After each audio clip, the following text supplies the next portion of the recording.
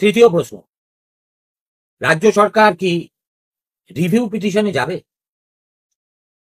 আমার কাছে যা খবর, রিভিউ পিটিশনে না গিয়ে রাজ্য সরকারের সামনে কোনো রাস্তা নেই।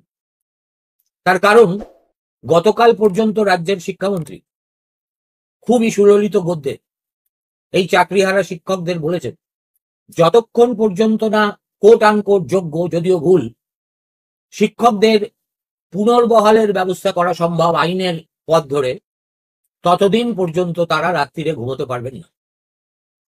দেখুন, এটা একেবারে জলজান্ত মিথ্যা স্তব বাক্য ছাড়া আর কিছুই নয়।